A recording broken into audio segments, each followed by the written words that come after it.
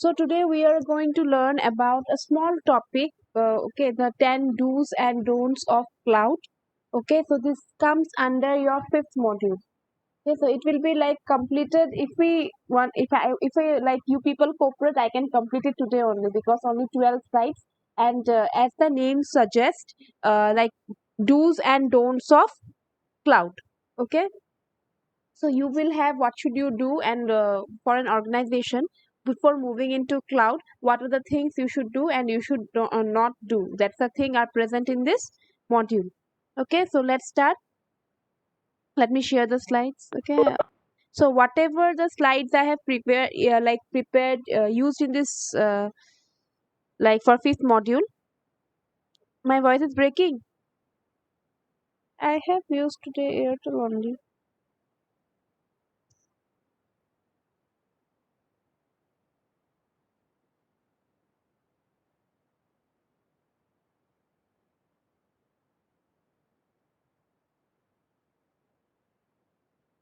Like, is my voice breaking for everyone? Like, No, ma'am. No, ma'am. okay, okay, then it's okay. So what I was saying you, so whatever things like these materials I'm giving you for this module, it will be from the book Orally. Okay, OREI Orally. Okay, so I have collected that notes from that book only, all because it was directly mentioned. Whatever the like modules, what were the like topics were covered in the fifth module was taken from directly from that one. So we'll have the do's and don'ts of cloud. So first is we should not be reactive. Suppose we are saying but it's for an organization that we should not be reactive. So what does that mean? Like, see, any organization should not hurry in moving their things into the directly to the cloud. They may think, okay, let us like remove the data center what we have and let's put all the things into the public cloud. So that is not a good news.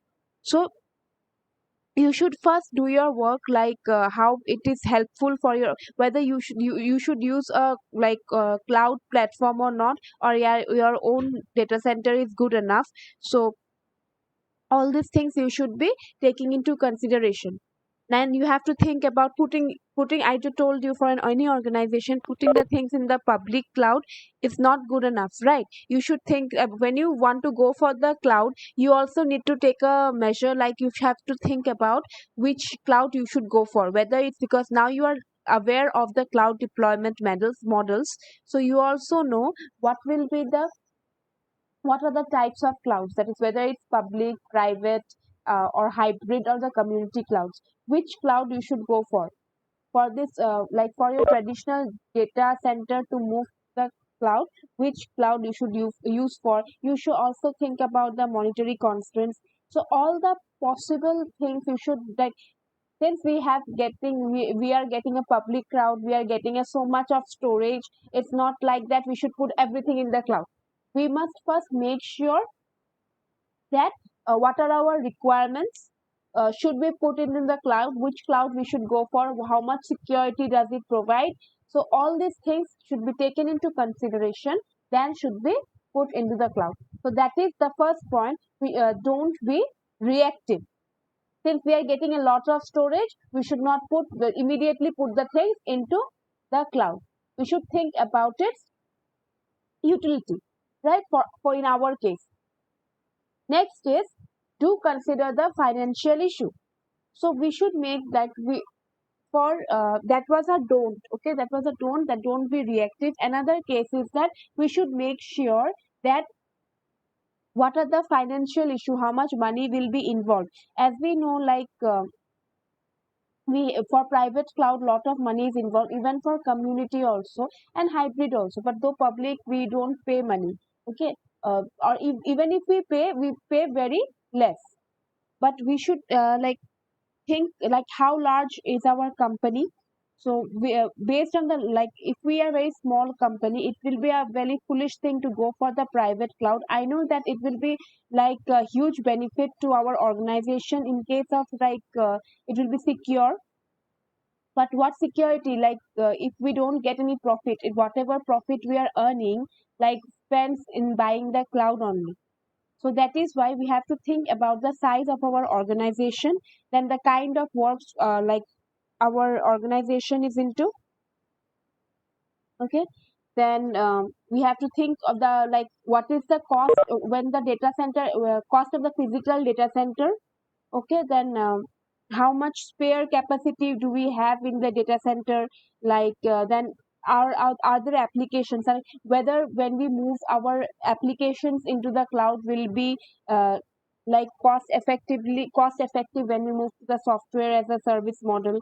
So we should, before anything, we should, like before going for cloud, before estimating anything, so we have to think about the monetary issue.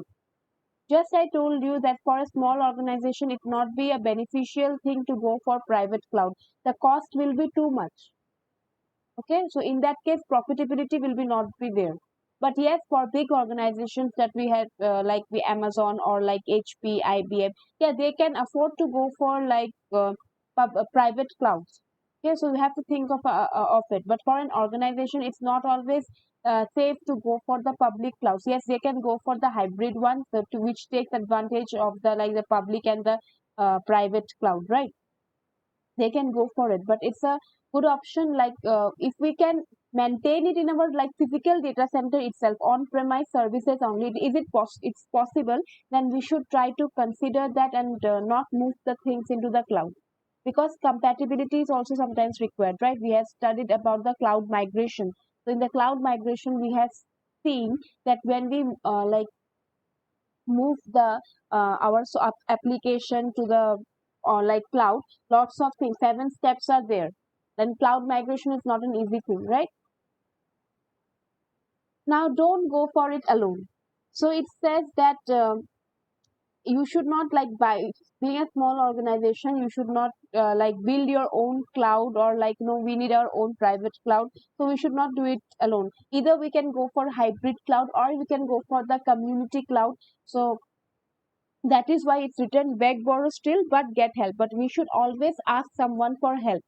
Okay, before like go moving our things, before moving our applications into the cloud, on-premise applications, we should make sure that whatever we have should be like whatever application which we have, should we move it to the cloud or not? Whether our in like on-premise are not itself enough like to come, what to say this one, or whether our on-premise storage is not enough to store the applications we have. Because if we are a small organizations, then it may be enough for us for whatever like on-premise applications we can keep within our data center only. It's not required to put immediately the things into the cloud. That is why for that we need suggestions, we need help from others, we should have to consult with the technical experts, then the technology companies, system integrators. We should have a, like they will provide us a great idea, and then only we can plan to put the things into the cloud. So basically these are for the startup only, the startup organizations, like being a small organizations, it's generally enough, like their physical data center is enough, so they should not go for the cloud platform. Okay, and if they want to go for the cloud platform, only when they have like their size is grown, and they have like, suppose for 10 to 12 people, I don't think it's required to put the things into the cloud, right? We can manage in our physical data center. But yes, where the employees are like 10,000 or 5,000, it won't be possible like to use, right, to use a physical premises. So we can go physical data center. So what we can do, we can use the cloud services then. So we have to take like help from everyone. We have to consult with the being an owner. We should not put directly, okay, I'm the owner of the organization, so let me put everything into the cloud. It's not so. We have to think about the capacity for the physical data center. Now do think about the architecture. We must also think about the architecture. So what does this mean? So just because like our architecture should match the cloud. Okay, just because we are putting our things, putting our the application on-premise application into the cloud, it does not mean the architecture is no longer important. Because in the cloud migration step, I hope you remember one of the step was refactor. So in refactor, so what we do, we again re-architect and refactor. So in that, what we like we match the cloud environment with the with according to our the physical applications, right? However, we try to match the configurations. So it is very, because it will be very useful if we have to think about the architecture. The architecture should not change in any case. So here is an example written here that you'll probably have business service that are designed for reuse, that should be stored in a private or public cloud, that need to be designed for reuse. So in that purpose, we have to go for which type of cloud, which are taking the advantage of both private and public cloud. So we go for the hybrid cloud in this case. Right, going for only public will not solve the issue, and not only going for the private, it won't solve the issue, right? Then don't neglect governance. So you have already studied like IT governance, I hope, right, in the fourth sem or a third sem. I'm not sure about it, but this governance means certain standards. Well, like every company have their own standards. Okay, so we should build the system, like they are required to store the data in that format or in that very specific way. Okay, and also like countries require that the customer data is never stored out of its territory.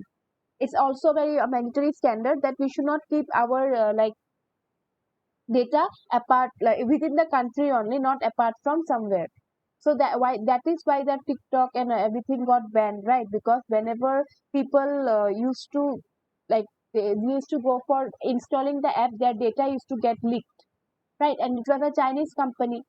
So that is why it was asked that the customer like should keep the data within the territory itself. It should not reach the Chinese customer. It should be your data should remain within India only, right? So that is the thing. Then you should comply with the government regulations. So whatever government is regulations you have, you should follow the basic standards, right? The legal issues, otherwise the legal issues will be there. I think when IT governance, we got to study about what are the standards we have. Like we have COVID. I hope you remember. COVID is there. Then I think COSO is there. ISO is there. So a lot of standards are there. So we should make sure that our organization follows all these government regulations. Because this, when it comes to cloud, you may think that these standards are only necessary for on premises applications, but it is just not, because these are valid for your cloud environment too. So we cannot neglect the governance. Now is, don't forget about business process. So what does this mean? That what is your business application? What does your business process does? So if you want to automate with your cloud initiatives, you have to find out that your application, whatever the business like whatever the business process you have, will be managed by the cloud, right? So it has to be different for everyone. So how business processes will be managed in the distributed world, you have to think about it. It is their own risk, right? So it is the don't forget about the business process. So you have to think about it, how it will work. Though the cloud service provider will say that okay, I'll provide you, but you have to manage your own risk. You have to think when you move to the cloud, what are the risks you can face. Now, do make security the centerpiece of your strategy. So you are moving to the cloud. So obviously, you are moving it because you think it is securable, right? But though the cloud service provider, though the cloud idea, how much you have, you know that it is secure, but still you should make sure, you should pay close attention. Then I just told you some of the disadvantages are also there, like whenever the service downtime is there, how will it will be handling those kind of uh, downtime. So all these things which will impact your security, like you, that will be not a beneficial thing. You have to have a close checking on that. You have to pay attention. If you don't think, you should not think like, okay, like because we have bought the cloud from such a good cloud service provider, they won't betray us. But it's not so. We should make sure that we care about our strategy. We have a well planned strategies. If something happens, we should always have a plan B ready. And don't apply the cloud to everything.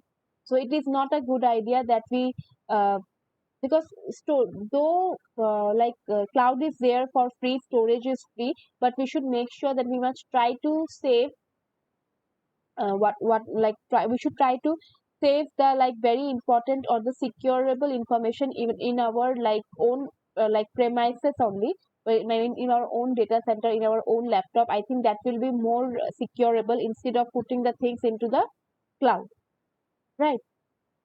So that is why you have to first find out what are the things you want to put into the cloud and what are the things you want to keep in the uh, in your own system. So that is known as a segregation, right? We have to segregate it, and later we have to do like which will be secure.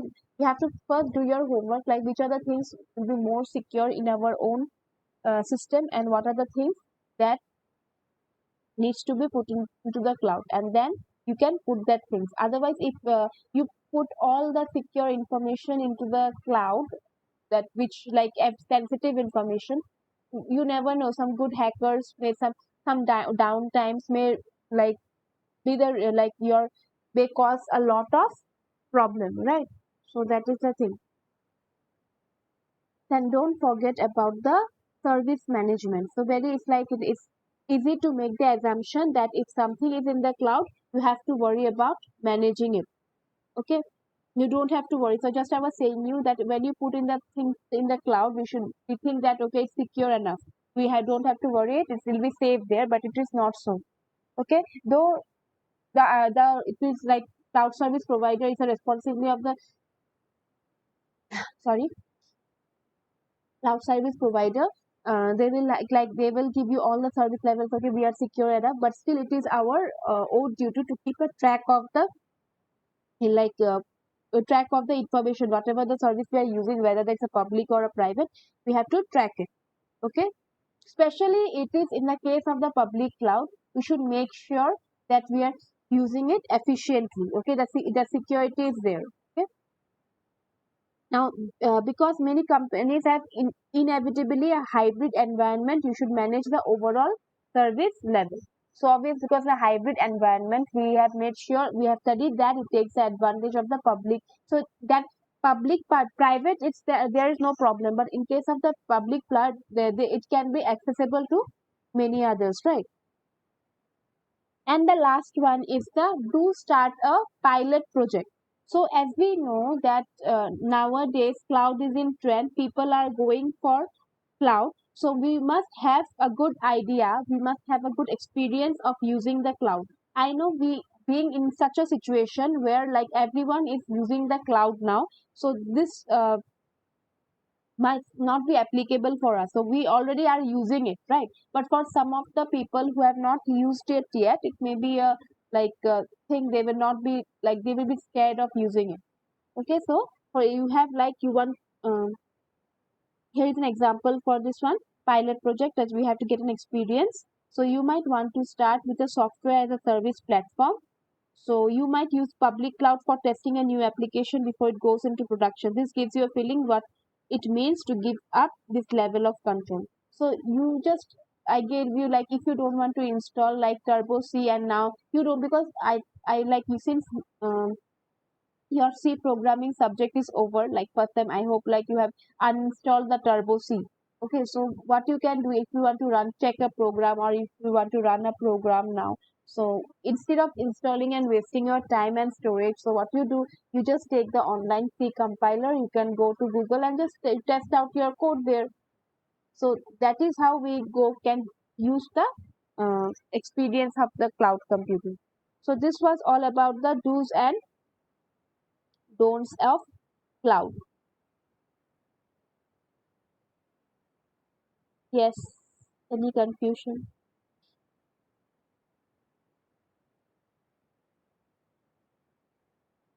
No, ma'am.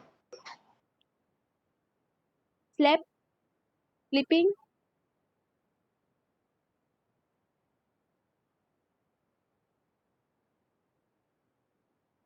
See, my part is like I am teaching you the things. I don't know you people are going through it or it like or not because I want to. It's not my aim to finish the syllabus as soon as possible because I told you right in module 4 and 5 we have almost nothing. So this was all. To be honest, this was in your modern 5 only. Now, if you have any confusion, you need to study the things. So if my syllabus is over, so it's your part, okay, to study the things. Then I'll have like regular evaluation of you people. That's the thing. We are left with module 4 now. Ma'am, Yes, yes, ma'am, Krishna. I have doubts in the approaches for cloud migration. Okay, okay. Then we'll discuss about it when we'll take the this one right module 2 revision next class. Then we'll go for it. Okay, module 2, module 3 because I'll have to go for revision only. In today's Mm. class, any problem? I don't think there will be any problem, just the do's and don'ts only. Oh, ma'am. Okay, so let me take the attendance then. Okay, let me take the attendance and just wait.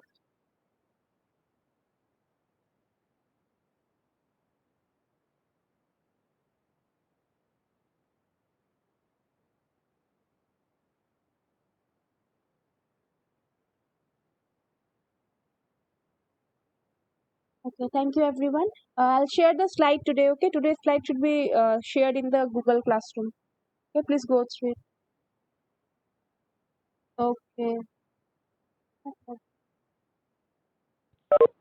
okay, you all can leave now. Ma'am. Thank you everyone. Thank you, ma'am.